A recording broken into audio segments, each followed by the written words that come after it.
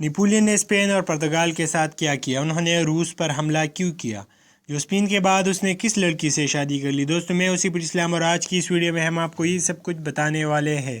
اس سے پہلے اگر آپ نے ہمارے چینل کو سبسکرائب نہیں کیا تو پلیز سبسکرائب کیجیے اور بیل آئیکن کو بھی پریس کیجیے تاکہ آنے والی ویڈیوز بھی آپ کو ٹائم پر ملتے رہے۔ تو جیسا کہ پچھلی ویڈیو میں ہم نے آپ کو بتایا تھا کہ نیپولین چاہتا تھا کہ وہ پرتگال اور اسپین پر حملہ کرے، تو انگلستان اور جرمنی دونوں کو سیدھا کرنے کے بعد نیپولین نے اب پرتگال کی طرف توجہ دی۔ پرتگال بھی انگلستان کے انگیخت پر فرانس کے مفادات کو نقصان پہنچانے کے در پہ تھا۔ اس کے علاوہ اس نے فرانس کے خلاف انگلستان اور اسپین کے ساتھ اتحاد بھی کر لیا تھا، اور یہی بات نیپولین کے لیے ناگواری کا باعث بنی۔ چنانچہ اس نے سب سے پہلے پرتگال کے حکمرانوں کو تنبیہ کی کہ اس فرانس کے خلاف انگلستان کا ساتھ دینا چھوڑ دیں۔ انہیں یہ بھی یقین دلایا کہ نیپولین جنگ کا شوقین نہیں اور نہ ہی قتل و غارت گری کا خواہ ہے، لہٰذا پرتگال اگر فرانس کے خلاف کسی دوسرے ملک کا اتحادی نہ بنے تو اس کے ساتھ پرامن اور مصالحانہ رویہ اختیار کیا جا سکتا ہے۔ نیپولین کی اس تنبیہ کے باوجود پرتگال کے حکمران نہ کوئی سبق سیکھے اور فرانس کے خلاف اپنی کارروائیاں جاری رکھی، جس کے نتیجے میں سن 1807 کو نیپولین اپنے لشکر لے کر نکلا کہ پرتگال پر حملہ ہو کر اسے سبق سکھا سکے۔ پرتگال کے بادشاہ اور دوسرے عمائدین کو جب خبر ہوئی کہ نیپولین پر حملہ ور ہونے کے لیے ایک لشکر لے کر نکلا ہے تو انہوں نے کوئی پرواہ نہ کی، اس لیے کہ یہ سب کچھ انگلستان کے شہر پر وہ کر رہے تھے۔ ان کا خیال تھا کہ جب فرانس کے ساتھ ان کا ٹکراؤ ہوگا تو انگلستان بھرپور انداز میں ان کی مدد کرے گا، لہٰذا نیپولین پرتگال سے ناکام اور نامراد ہو کر نکلے گا۔ لیکن پرتگال کے حکمرانوں کو یہ بات سمجھ نہ آئی کہ اس سے پہلے انگلستان اور جرمنی دونوں کو نیپولین نیچا دکھا چکا تھا، لہٰذا اس کے خلاف اس کی کیا مدد کریں گے۔ چنانچہ نیپولین 1,20,000 کے جرار لشکر کے ساتھ پرتگال کی طرف بڑھا۔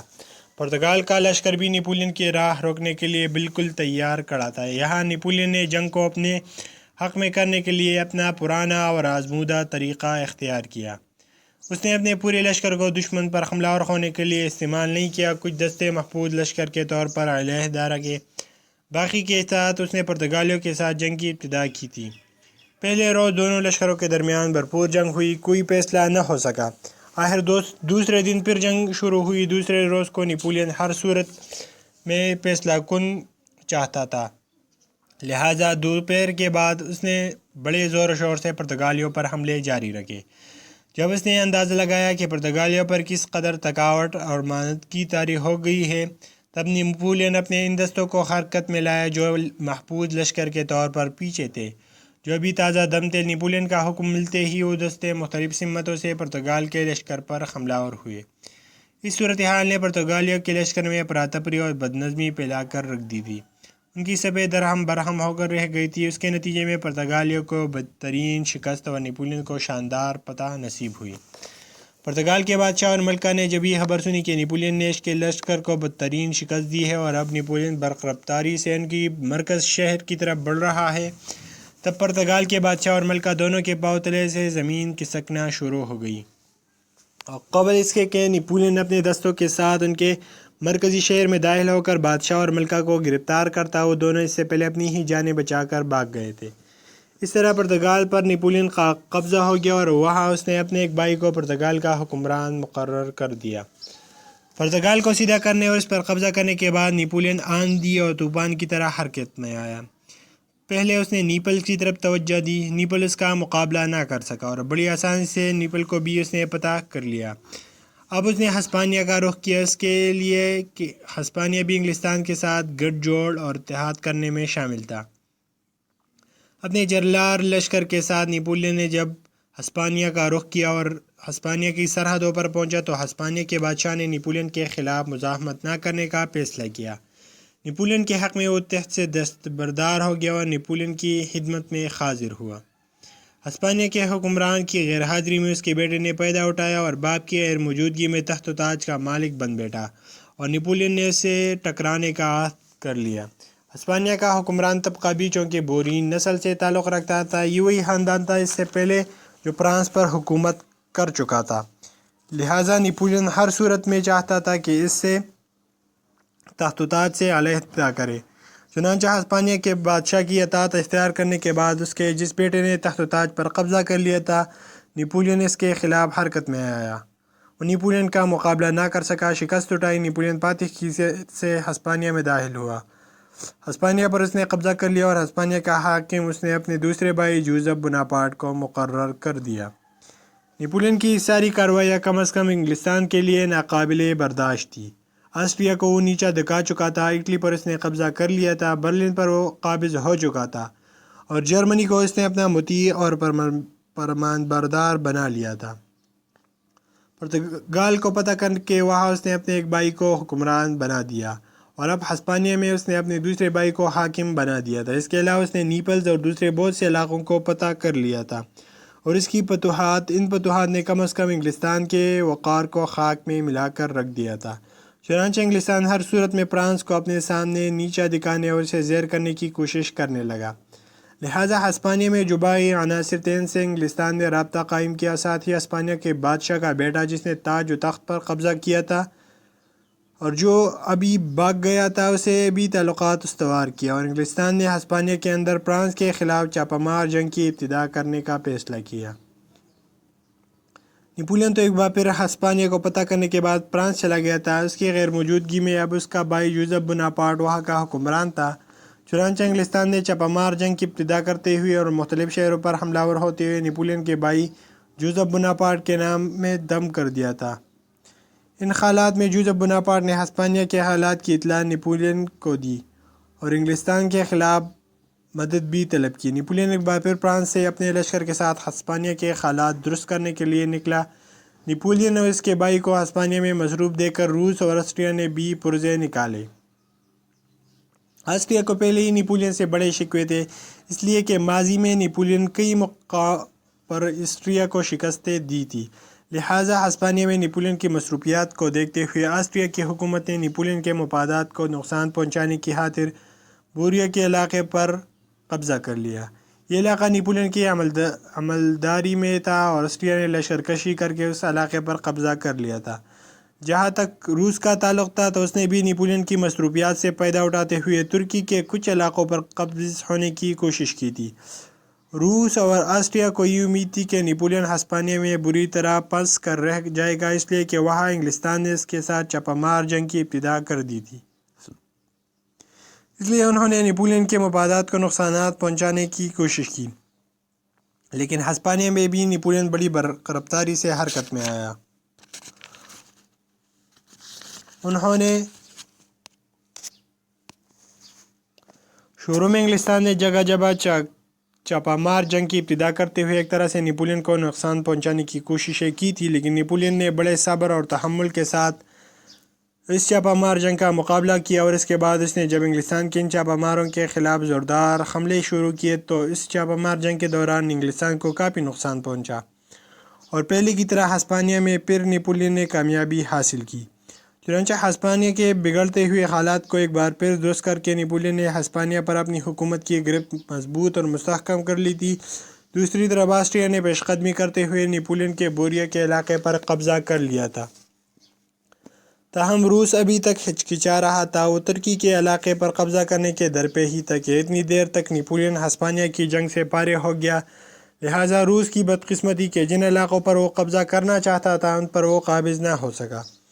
جہاں تک آسٹریا کا تعلق تھا تو نیپولین پہلے ہی آسٹریا کی حکومت سے بڑا نالاں تھا، اس لیے کہ ماضی میں کئی مواقع پر وہ فرانس کے مفادات کو نقصان پہنچانے کی کوشش کر چکے تھے۔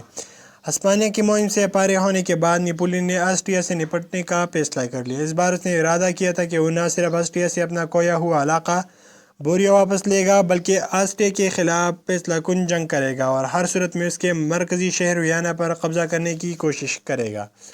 چنانچہ اپنے ان ارادوں کو عملی جامہ پہنانے کے لیے نیپولین ایک جرار لشکر لے کر نکلا۔ دوسری طرف آسٹریا کے بادشاہ نے اپنے بھائی چارلس کو ایک خاصا بڑا لشکر مہیا کیا تاکہ نیپولین کا مقابلہ کرے۔ کئی مقامات پر نیپولین اور چارلس کا ٹکراؤ ہوا اور ہر ٹکراؤ کے نتیجے میں فتح مندی نیپولین ہی رہا۔ جگہ جگہ نیپولین نے چارلس کو بدترین شکستیں دی اور اسے اور اس کے لشکریوں کو بھاگ جانے پر مجبور کر دیا۔ نیپولین کی ان فتوحات کو چارلس کی ان شکستوں کا نتیجہ یہ نکلا کہ نیپولین ترک تاز اور یلغار کرتا ہوا آسٹریا کے دارالحکومت ویانا کے قریب پہنچ گیا۔ ویانا کے قریب جا کر نیپولین نے آسٹریا کے بادشاہ کو پیغام بھجوایا کہ وہ اپنے آپ کو نیپولین کے حوالے کر دے، لیکن آسٹریا کے بادشاہ نے ایسا نہ کیا، بلکہ اپنے خاندان کے افراد کو لے کر وہ اپنی مرکزی شہر ویانا سے فرار ہو گیا۔ دوسری طرف اس کے بھائی چارلس نے بھی اپنی آپ یہ تیسری سمجھی کہ مرکزی شہر ویانا سے ہٹ جائے۔ اب بھی اس کے پاس خاصا بڑا لشکر تھا۔ اس کے علاوہ آسٹریا کے دور دراز علاقوں سے بھی لشکر اکٹھے کر رہا تھا، تاہم اس پر نیپولین کا ایسا خوف طاری ہوا کہ وہ دریائے ڈینیوب کی طرف بھاگ گیا اور وہاں ایک محفوظ جگہ اس نے اپنے لشکر کے ساتھ پڑاؤ کر لیا۔ ان حالات میں نیپولین بڑی رفتاری سے آگے بڑھا، آسٹریا کے مرکزی شہر ویانا میں داخل ہوا۔ ویانا پر نیپولین کے قبضہ ہو جانے کے بعد مال و دولت اور زر و جواہرات کی صورت میں نیپولین کے ہاتھ بہت کچھ لگا۔ ویانا پر قبضہ کرنے کے بعد نیپولین نے حالات کا جائزہ لیا۔ اس کے مخبروں نے جب اس کو اطلاع کی کہ ویانا کے بادشاہ کا بھائی چارلس ایک بہت بڑے لشکر کے ساتھ دریائے ڈینیوب کے کنارے پڑاؤ کیے ہوئے ہے اور ساتھ ہی ساتھ وہ مقامی لوگوں کو بھرتی کرتے ہوئے اپنے لشکر کی تعداد بڑھاتا چلا جا رہا ہے، تب نیپولین نے فیصلہ کیا کہ چارلس پر حملہ آور ہو کر اس کی عسکری طاقت کو اس قدر کچلا جائے کہ آنے والے دور میں آسٹریا کا کوئی لشکر فرانس کے لیے خطرے کا باعث نہ بنے۔ چنانچہ ویانا شہر میں چند روز قیام کے بعد نیپولین نے وہاں سے کوچ کیا، دریائے ڈینیوب کا رخ کیا۔ ڈینیوب کے کنارے جب نیپولین اپنے لشکر کے ساتھ پہنچا تو دوسرے کنارے پر چارلس اپنے لشکر کے ساتھ خیمہ زن تھا۔ چارلس کا خیال تھا کہ دریائے ڈینیوب کو عبور کر کے نیپولین اس پر حملہ آور ہونے کی جرأت اور جسارت نہیں کرے گا، لیکن چارلس نے نیپولین کا غلط اندازہ لگایا تھا۔ نیپولین ایک دم آندھی اور طوفان کی طرح حرکت میں آیا۔ پہلے لشکر کے ساتھ اس نے دریائے ڈینیوب کو عبور کیا۔ اس طرح دریا کو اپنے لشکر کے ساتھ عبور کرنا جرأت مندی اور دلیری کا ایک بہت بڑا کارنامہ تھا۔ آسٹریا کے لشکر نے جب اس انداز میں دریائے ڈینیوب کو عبور کر کے اپنی طرف آتے دیکھا تو بہت سے لشکری تو پہلے ہی نیپولین کے اس عمل سے خوفزدہ ہو کر چارلس کے لشکر سے نکل کر بھاگ گئے۔ باقی پر نیپولین حملہ آور ہوتے ہوئے برق کی طرح ٹوٹ پڑا۔ نیپولین نے چارلس کے لشکر کی اکثریت کو موت کے گھاٹ اتار دیا اور چارلس کے ساتھ بہت کم لشکری رہ گئے، جو نیپولین کا مقابلہ تو نہیں کر سکتے تھے، صرف اپنے دفاع تک محدود رہے۔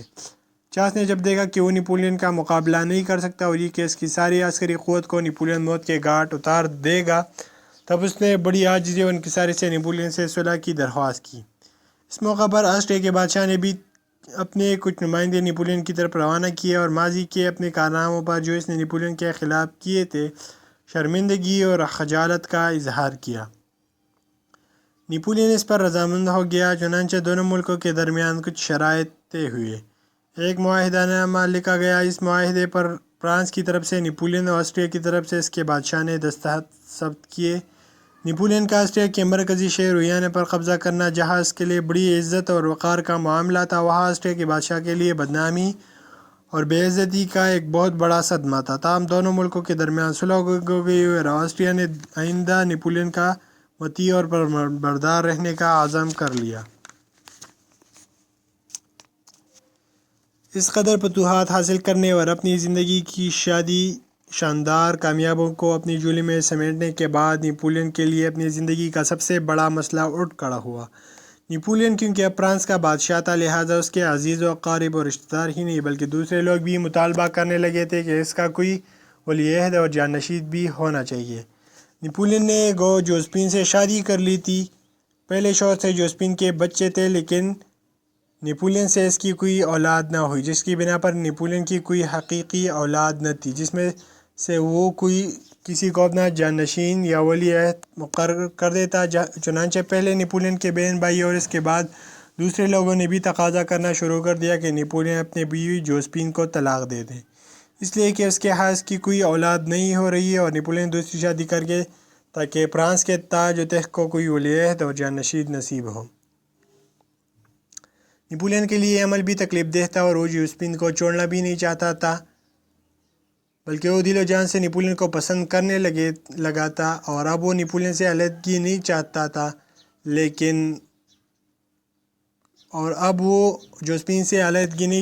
لیکن قدرت کے فیصلے اپنی جگہ اٹل ہوتے ہیں۔ آخرکار اپنے رشتہ دار اور عزیز و اقارب کے علاوہ دوسرے لوگوں کے زور دینے پر نیپولین نے جوزفین کو طلاق دے دی اور دوسری شادی کی تیاریاں کرنے لگا۔ دوستو، نیپولین نے دوسری شادی کس سے کی؟ انہوں نے روس پر کیسے حملہ کیا اور بعد میں اس کو واٹرلو کے مقام پر کیسے شکست ہوئی، روس پر ان کو کس طریقے کی تکلیفات کا سامنا کرنا پڑا۔ تو دوستو اس کے لیے آپ کو ہماری نیکسٹ ایپیسوڈ کا انتظار کرنا پڑے گا، اس کے لیے آپ کو ہمارے چینل کو سبسکرائب کرنا چاہیے۔